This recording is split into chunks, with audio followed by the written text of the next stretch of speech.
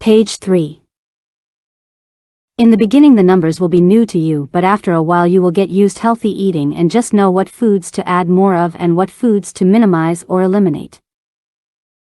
You can adjust carb intake as well. If you had a little bit of carbs throughout the day, then maybe you can have a little more at dinner, or if you have had a lot in the morning, then cut it back in the evening. EGGS. Must do egg whites only if you are watching cholesterol. Regular eggs with yellows have 213 milligrams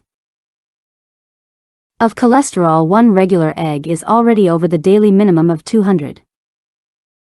It is easy to buy egg whites in containers at most markets.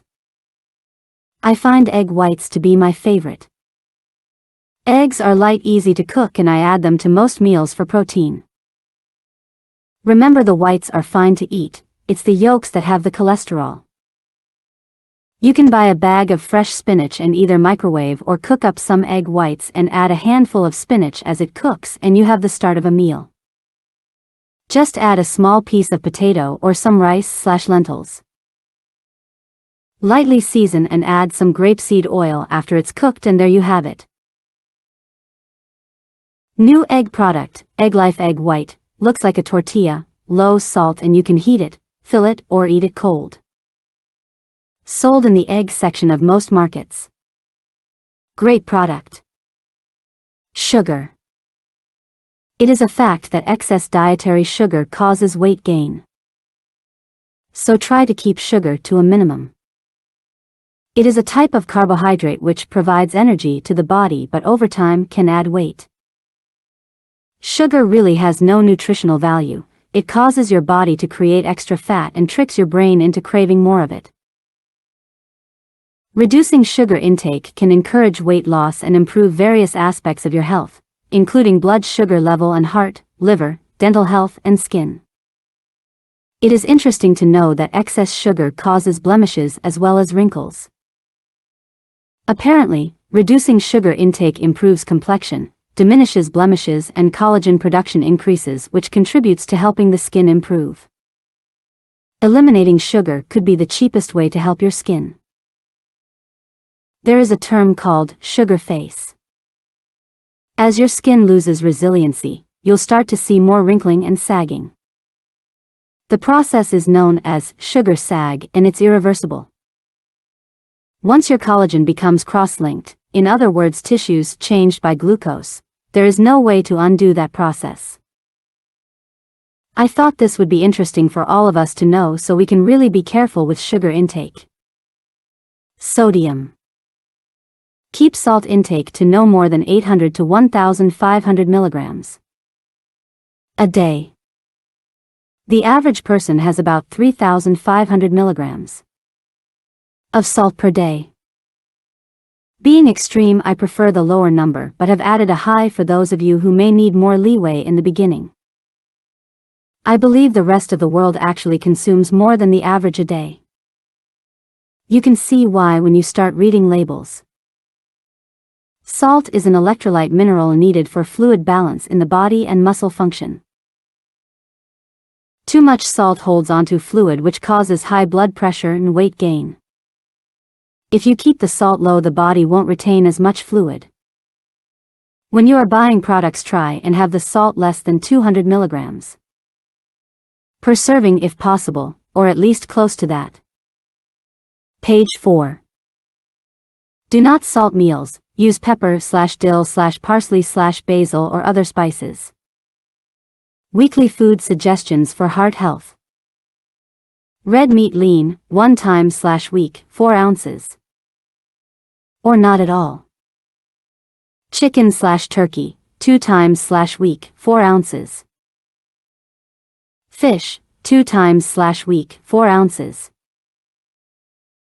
To get omega-3 for heart health, you can have tuna, salmon, tail only for no bones, or whatever other type of fish you like. Salmon is my choice. You can buy frozen pieces of fish unseasoned plain and defrost when needed. Sardines is a good option. There are low-sodium sardines in Whole Foods and other stores. Some also have low-salt tuna in cans as well. You can also buy just the small cans regular tuna, that cuts the salt in half. I always open up a small can of tuna, add some lettuce, small grape tomatoes and a scoop of lentils, then add a little grapeseed oil and have a healthy meal. A funny salt story: I had a client who was living on beef jerky as a snack. He brought in a small bag of Trader Joe's beef jerky and was proud of it because it was organic. I took the bag and read the salt content. It actually read 900 milligrams in the small bag. I presumed he was taking a few pieces at a time and asked him that. He said he was having several bags a day. Unfortunately, he found out after we did the math that he was having thousands of mg of salt daily and weekly. He was shocked and tossed it out. I informed him that organic doesn't necessarily mean healthy or good for you. It usually just means no pesticides were used in the process. Another lesson in remembering to read labels. All portions of chicken/turkey/meat or fish should be deck of card size.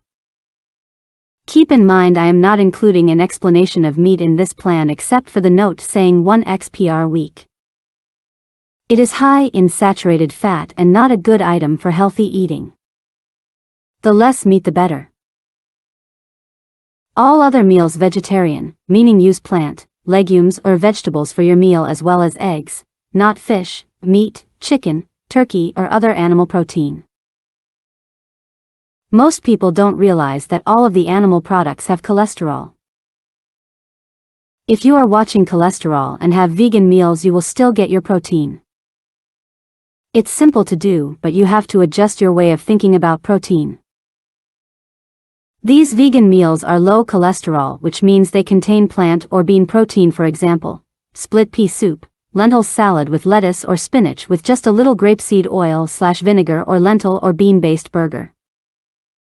You can use garbanzo beans or kidney beans for protein, but be careful as beans are gassy. That is why I recommend lentils. The great thing about lentils is that they are high in protein and fiber, which helps take cholesterol out of the body. Keep in mind they are also the carb. I use them instead of rice or potato. Split peas do the same thing as well. Remember, you can always add cooked egg whites to these meals or cook hard-boiled eggs and just add the whites. Unsalted or low-salt soup is a good option. You can also buy it in a health food store, Whole Foods, or you can make it. A tip for this is to buy the lowest unsalted chicken broth possible. Ralph's has Imagine brand, which is very, very low, under 100 milligrams. In a serving, all you need to do is heat up some veggies, chicken, lentils or a small potato portion, then add to the broth and you have a healthy soup.